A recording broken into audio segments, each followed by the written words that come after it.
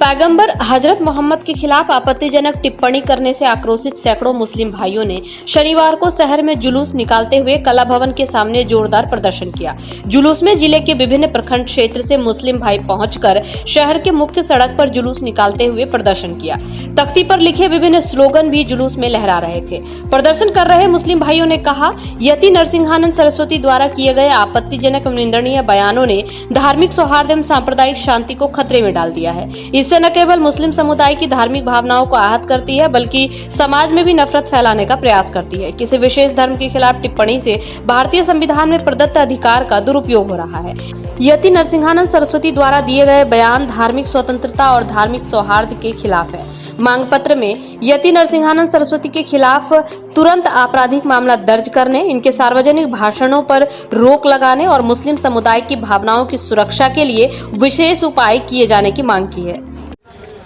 असल में हिंदुस्तान की सरजमीन चूँकि पुरअमन सरजमीन है और यहाँ पर बड़ी तादाद में अक़लियती तबका जिसे मुसलमान कहते हैं वो अपनी ज़िंदगी का अय्याम गुजार रहे हैं। अभी चंद अय्याम से ये बातें सुनने को मिल रही है कि जिस नबी सल्लल्लाहु अलैहि वसल्लम ने अमन व आशती का पैगाम सारी दुनिया को दिया, उसी नबी सल्लल्लाहु अलैहि वसल्लम के शान मुक़द्दस में कुछ ऐसे असामाजिक तत्व हैं जो ऐसे गुस्ताखाना अल्फाज इस्तेमाल करते हैं जिनसे मुसलमान तो जाने दीजिए, जो आप सल्लल्लाहु अलैहि वसल्लम को नहीं जानते नहीं मानते, ऐसे लोग भी इस तरह के गलत बयानी की कतई तौर पर सपोर्ट नहीं कर सकते हैं। नरसिंहानंद जो कि यूपी की सरजमीन के गाज़ियाबाद का एक मंदिर का पुजारी है, मुझे नहीं लगता है कि अच्छा पुजारी एक धार्मिक स्थल में रहते हुए इस तरह के गंदे अल्फाजों का इस्तेमाल करे। मैं आज के इस मजलिस के अंदर चूँकि पूरे सहरसा, सुपौल, मधेपुरा, अररिया, पूर्णिया और खगड़िया इस तरह के कई अजला से लोगों ने यहाँ पर जो शिरकत की, उनका एक ही मकसद है, हम अभी नबी सल्लल्लाहु अलैहि वसल्लम की शान के लिए जीते हैं, मरते हैं, जीते रहेंगे, मरते रहेंगे। साथ में इस तरह के जो गैर असामाजिक तत्व हैं जिनकी वजह से मुल्क का अमन व अमान ख़तरे में पड़ने का खदशा है। हम सब इस मुल्क में अमन चाहते हैं और अमन के साथ हमेशा ज़िंदगी गुजारने की कोशिश की है। हमारे नबी सल्लल्लाहु अलैहि वसल्लम ने पूरी दुनिया को अमन का दर्स दिया है और हमारे नबी ने ये तालीम दिया है हमको कि तुम किसी के माबूद को, तुम किसी के मजहबी पेशवाओं को बुरा भला मत कहो। हम लोग नबी सल्लल्लाहु अलैहि वसल्लम के इस फरमान पर कायम हैं और किसी माबूद को, किसी के खुदा को बुरा भला नहीं कहते।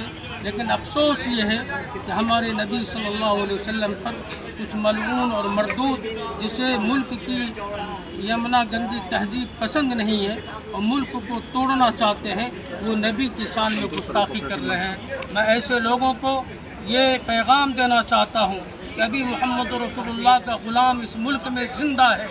हम सब कुछ बर्दाश्त कर सकते हैं, लेकिन हम नबी की शान में ज़र्रा बराबर गुस्ताखी नहीं कर सकते। हम ज़र्रा बराबर नबी की शान में गुस्ताखी बर्दाश्त नहीं कर सकते। आज ये एहतजाजी जुलूस लाकर हमने ये पैगाम दिया कि हुकूमत वक्त ऐसे लोगों को जल्द से जल्द गिरफ़्तार करे।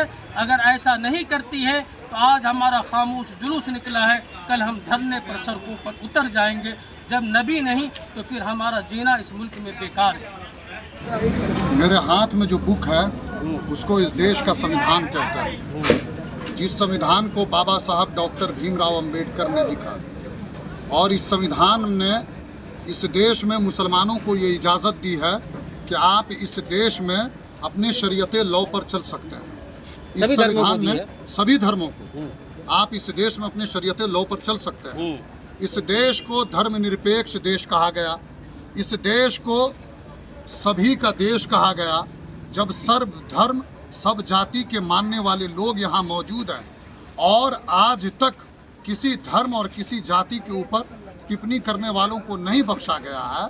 तो आज जब यति नरसिंहानंद गिरी ने जो बयान दिया है, जो एक कौम के अंदर, एक समाज के अंदर आक्रोश है, तो क्या उस आक्रोश के ऊपर सरकार को उनकी गिरफ्तारी नहीं करनी चाहिए थी? आज लगभग 1 महीना होने को जा रहा है। क्या सरकार इस पर अपनी खामोशी कब तोड़ने जा रही है?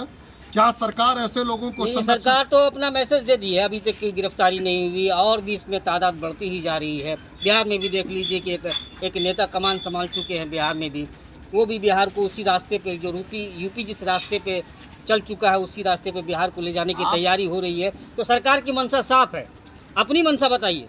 सरकार की मंशा ये साफ है अगर कि उनकी मंशा ये है कि वो लोग इस देश के अखंडता एकता को तोड़ना चाहते हैं, वो इस देश के लोकतंत्र और संविधान को तोड़ना चाहते हैं, तो आपको भी ये पता होना चाहिए कि जिसकी बदौलत ये सरकार बनी है, जनता उन सरकार को और ऐसे तानाशाहियों को भी तोड़ने के लिए तैयार बैठी है।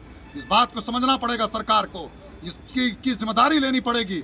आप देखिए कि बिहार का एक नेता सिर्फ उन इलाकों में अपनी पदयात्रा को निकाल रहा है जहां बहुसंख्यक जो है वहां पर मुसलमान है। माना जा रहा है वो पद यात्रा जागरूकता के लिए नहीं, वो बताया जा रहा है कि हिंदू को जागरूक करने के लिए, लेकिन माना जा रहा है वो पद यात्रा जागरूकता के लिए नहीं बल्कि जो उसका हौसला अफजाई करने के लिए जागरूकता रैली निकाली गई है नेता के द्वारा। जागरूकता रैली निकाल करके सरकार और सत्ता में बैठे लोग ये साफ ये बता रहे हैं कि वो इस देश के लोकतंत्र को, इस देश के संविधान को, इस देश की एकता को, इस प्रदेश की खूबसूरती को वो तोड़ना चाहते हैं। और सत्ता में बैठी नीतीश सरकार जो ये हमेशा ये कहती है कि हम इस देश में अमन परस्त लोग हैं, जो नीतीश कुमार ये कहते हैं कि हम तो जो न सेकुलर हैं, तो सेकुलर का ढांचा नीतीश कुमार को अब हटाना पड़ेगा।